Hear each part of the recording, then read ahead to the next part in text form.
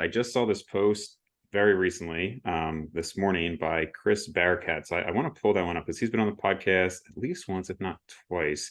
And I thought of you and the research you're doing pretty much right away when I saw it. So let's see, I don't know if you saw this. He had posted, the last 20 plus years of exercise science research has made no practical difference to the muscular development of natural bodybuilders competing on stage. Nutritional science has not moved the needle much either. Natural bodybuilders do get leaner and more conditioned today, primarily due to longer contest prep and dieting phases, not because of novel dietary or exercise interventions.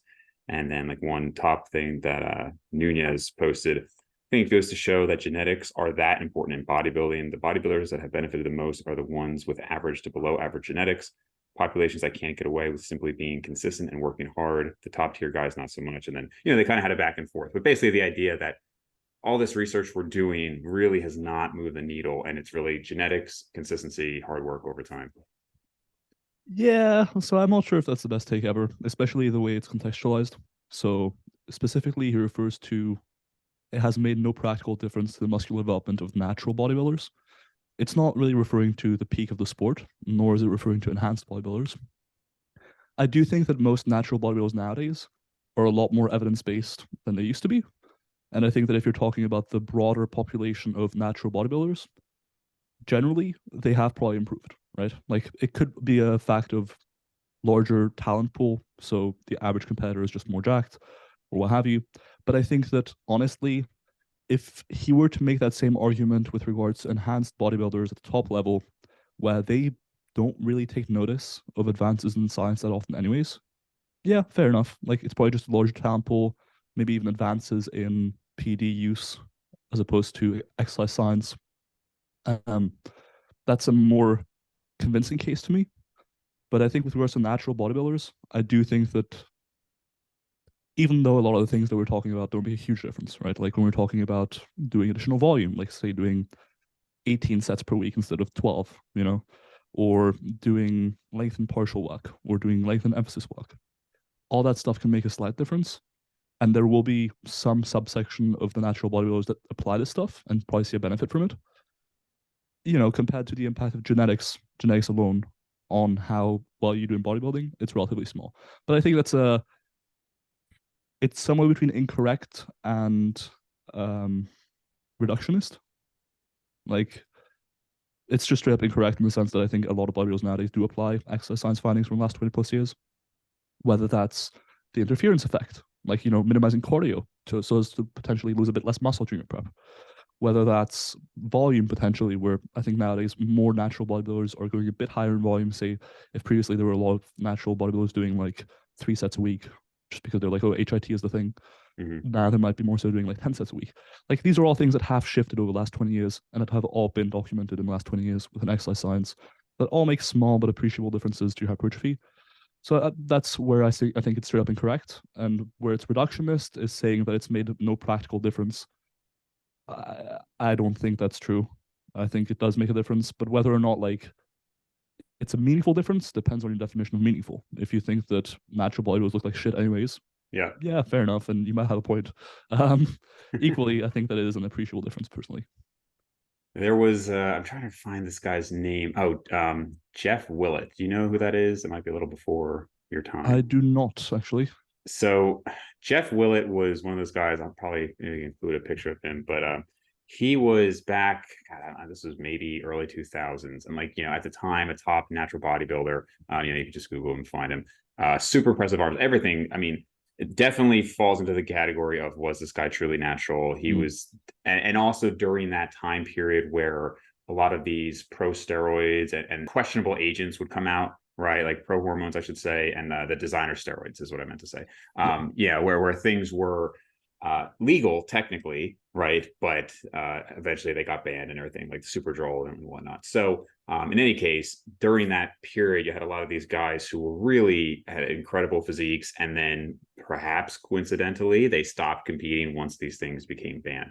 But the reason I bring that up is because I think if you were to look at the average, like maybe like the median lifter at this point, they probably are further along because of the evidence, because you have less people just doing ridiculous routines and pump and fluff and staying the same weight. That's a huge one I talk about all the time, is I really do think you need to gain appreciable weight over time, right? I think the whole like Greg Doucette main gaining has been probably one of the worst things for like the newer lifter.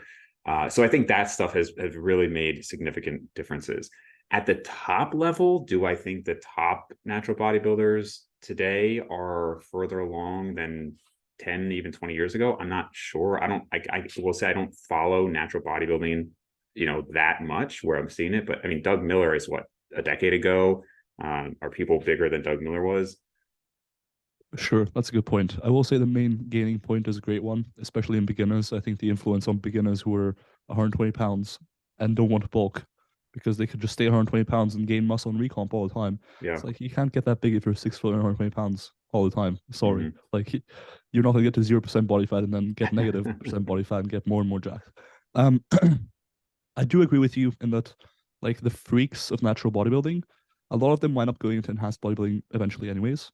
So I think there's like a lag where right now the best bodybuilders kind of coming in are gonna potentially go into enhanced bodybuilding down the line.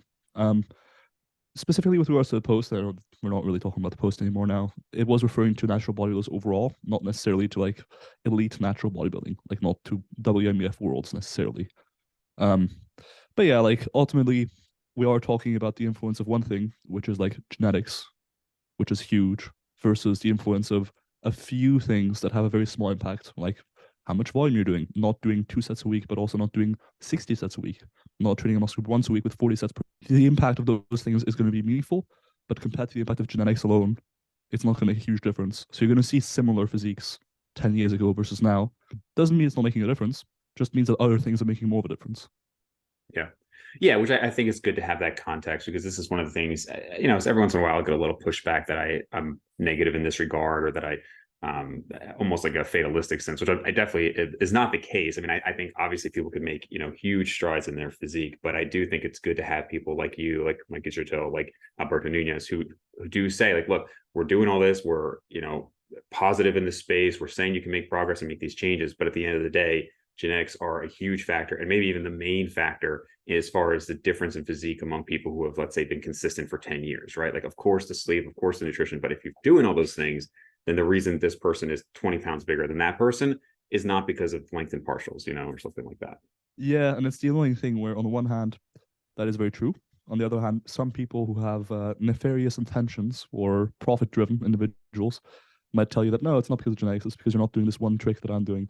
Sure. Um, I will say most people who've been lifting for a long time, and I've observed this with most scientists, most lifters, eventually kind of become a bit more defeatist.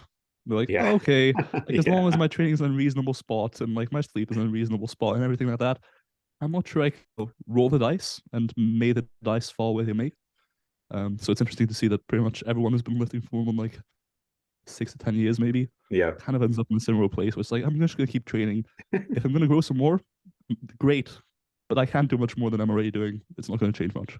Yeah, yeah, no, it's definitely the times I'll see a post like, no, Michael Hunter's naturally, you just got to train for 20 years, or like, I'm gonna do this XYZ thing. It's almost always somebody with no training experience up to maybe 3 years. It's very rare that it's somebody who's been training for like a decade that say, no, there's no limits.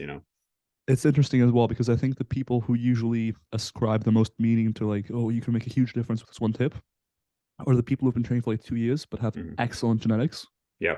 and they will like use that to sell whatever small tip trick they're selling. So Yeah. And I even think, I mean, so there's, I would say the most evidence-based, like, who are actually doing research, again, like you and Lane and Mike and all these people. And then there's the people who I would say, if like Jeffrey Verdi Schofield and Alex Leonidas, where they're not doing research, but they're still in that camp. And those guys, I think, are less so going to say, like, a lot of these guys say that there's no hard natural limit. And then you got the people who say like there's no genetic influence at all. And that's more the people you're talking about, right? The kind of grifters and charlatans of the world.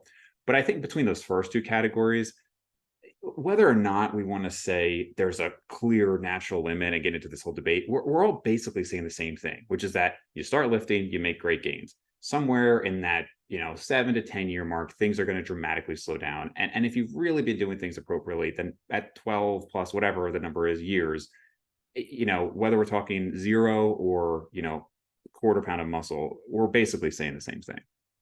Yeah, for sure. So I think that I mostly agree with people like Alpha Destiny, Alex Leonidas, and um Jeffrey, right? Jeffrey, yep, yep. Yeah, I thought so. Um, I mostly agree with those people, specifically because of the distinction between what's epistemically true and what's like a useful belief. Mm-hmm. What's epistemically true is that there probably is something like a natural limit at some point, like just theoretically, and there is a huge influence of genetics on hypertrophy. That's epistemically likely just true. On the other hand, you can acknowledge that as being true, but you can also have the belief that you're nowhere near the natural limit, even if it does exist. And that's a super helpful belief to have. Like just in terms of like being more detail orientated, making sure that you have your ducks in a row, that sort of stuff. So when someone says that, oh, it's all just hard work and like genetics don't play a role, it's all just hard work. There was no talent. I wasn't talented to begin with. And then you see pictures Yeah. of them as a child and they're like stacked. Or you see Right. people of pictures of them when they're 1 year into lifting and they're already bigger than you will ever be. You're like, Yeah. okay, cool. You just worked really hard for a year, I guess. Um, those people piss me off, but I do Yeah. find the belief of, hey, there is no natural limit helpful, So